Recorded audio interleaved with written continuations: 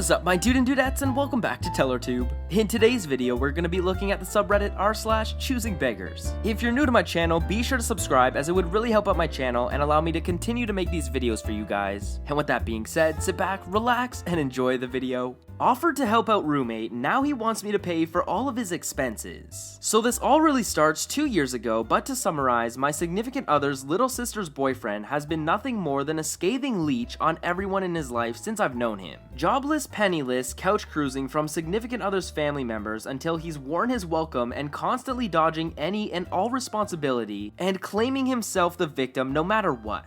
With that out of the way, the latest escapade. Significant other's little sister is Jill and little sister's boyfriend is Jack. Jack was sick for a bit and having trouble staying at work and calling out a lot, serious enough for his HR to put him on FMLA. FLMA comes to the point for him to either extend it or go back to work. Jack decides to go back. Upon arriving at work, starts to feel sick again, calls out, and while waiting for his relief to get there, emails his boss a resignation for him to effectively quit immediately. Of course, his job fires him. Meanwhile, Jill had missed out on a lot of work because Jack would refuse to go to the hospital or doctor without her coming with, and Jill gets fired. Jack at that point had been living with me for 7 months as a roommate. I wasn't like the rest of my significant other's family. Jack was on the lease with me, so he was locked in and liable. Bills all in my name so I could cut and run if need be. I was sick of living with Jack. He never cleaned anything, no dishes, dusting, vacuuming, sweeping, picking up after himself, nothing. 2 weeks before she lost her job, I ran the idea by Jill that she could take over my half of the lease for $50, move out of her mom's and have her own place with no security deposits for anything. Just transfer all of my crap to them, clean cut, wash my hands of the mess. Flash forward, Jill had been living there for a week and I had moved all my stuff out when she lost her job.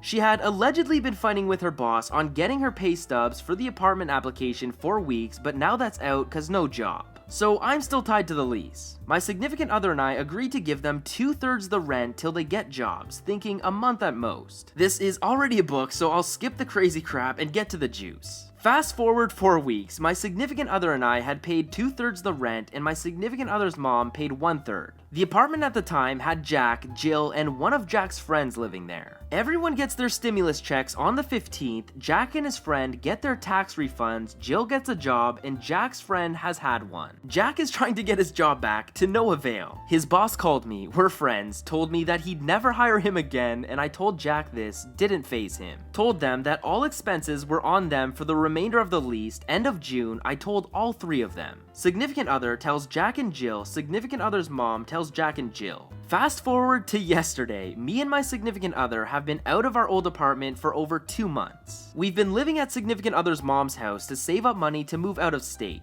It's been amazing being more or less on our own and away from all the drama. I have been asking Jack about bill money seeing that they are in my name and due date is coming up. No response. Jack and Jill show up to the house to grab some of Jill's stuff she left behind. Jack walks up to me working in the garage and asks, "Have you paid your half of the rent yet?" What? So we told you 4 weeks ago that it was on you. Crap, we are screwed, we are straight screwed. Jack exits stage left. Those 3 donkeys had $5,800 between the 3 of them 4 weeks ago and don't have enough to scratch up $770 for rent now. The dude straight up gets pissed saying that we promised to pay for their expenses till the end of the lease, that they lost their jobs due to the coronavirus, that we were attempting to take advantage of him for being nice and allowing us to move out. I told him that I don't know what we're gonna do, significant other ain't giving them anything, significant other's mother isn't either. As for me, my name is on the lease and rent is due today, so I don't know.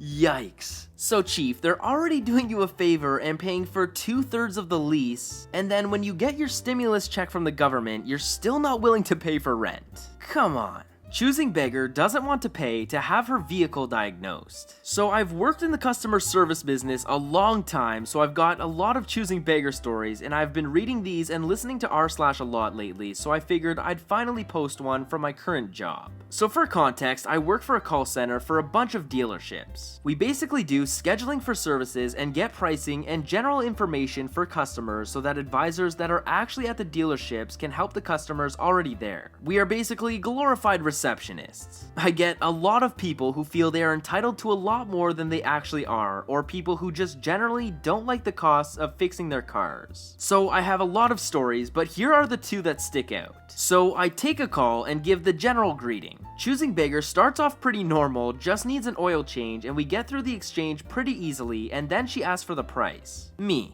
So semi is X amount, while full synthetic is X amount. So it depends on what you normally use. I should add, there's normally conventional oil, but this dealership didn't offer it any longer. A lot of places don't.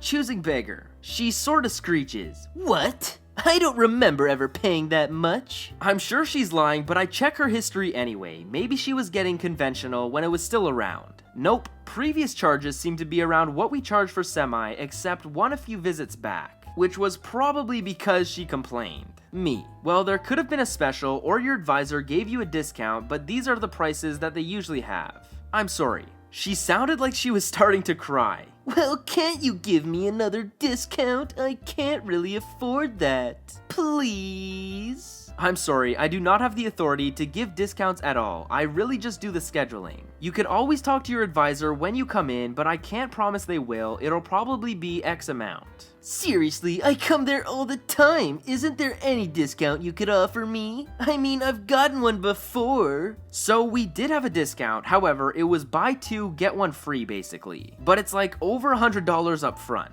Well, we do have one, you pay X, and you get 3 over the course of 2 years. Basically buy two, get one free. That is not a discount. I just told you I couldn't even afford the previous prices. What makes you think that would help? Please, I really need some help. Can't you ask someone? I'm really sorry, that is the best we have. I really am not authorized to change the price at all. You can talk to someone when and if you come in, so did you want to get scheduled or not? Choosing Beggar angrily. Fine, yes, let's just set it up. I need to get this done. We got through it all, and at the end, if I didn't have to say it, I wouldn't have. Is there anything else I can help you with? Well, my car is actually making weird noises. Can you have them check that out too? Which basically throws everything off because that's a heavy line service, which means it would affect the time we set and mess the whole appointment up, plus there's a diagnostic fee. I explained that to her and that it would cost like $150 for the diagnosis. Choosing Beggar starts crying again. Why? It's already in there. Can't you just look at it and tell me what's wrong? You guys don't care at all about your customers. You just care about the money. I apologize, but it's usually not something they can just look at. It takes time to diagnose issues. Now, full on crying, not like just kinda crying. But my car is going to break down if it's not fixed. Why can't you guys just help someone without making money? That's all you guys care about. You really don't care about your customers at all. I mean, you can try and ask them, and she cuts me off.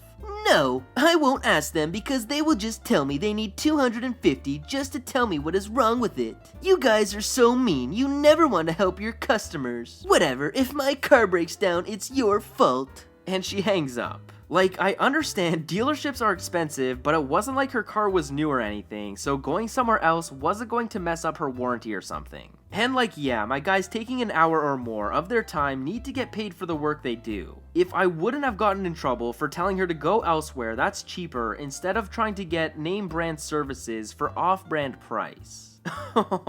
Oh man. What the heck? I have to pay for this service? That is absolutely ridiculous. Just do it for free. The time entitled aunt took over my parents' house. So I'm back with another story about my aunt and her shameless entitlement. The events of this story occurred in 1982, a year before I was born. My dad told me all about it some time ago. So my parents had recently gotten married, my cousin, aunt's son, was 6 at the time, and my uncle had recently lost his job. My grandmother insisted that my dad support his sister in her time of need. This meant letting my aunt and cousin move in until my uncle could find a job. Uncle 2, of course, would be welcome whenever he decided to show up. My parents' house had only 2 bedrooms, one occupied by Grand Monster and the other my parents. Here in India, it is customary for elderly parents to live with their adult sons. She insisted that my parents give up their bedroom to aunt and cousin because she couldn't imagine her little girl having to sleep in the living room. My dad didn't want to upset his mother and he agreed.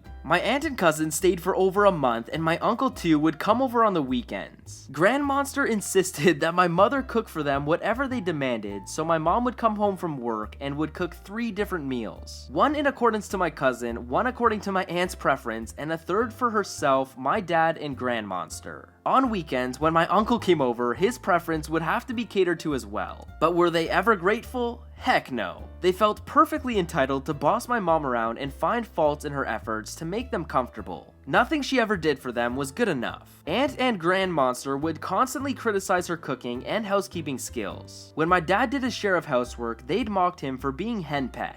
Almost every other day, my aunt would invite her friends over and they'd stay for hours, and my mom would have to cook refreshments for them as well. Anytime my mom wanted to invite her friends over, my Grand Monster would put on a scowl that could suck the soul off a Dementor. But Aunt's friends were welcome, of course. The one time my dad put his foot down was when Aunt wanted to invite a friend of hers to stay for the weekend. Interestingly, my uncle's sister, Aunt's sister-in-law, found Aunt and Uncle's behavior to be quite inappropriate.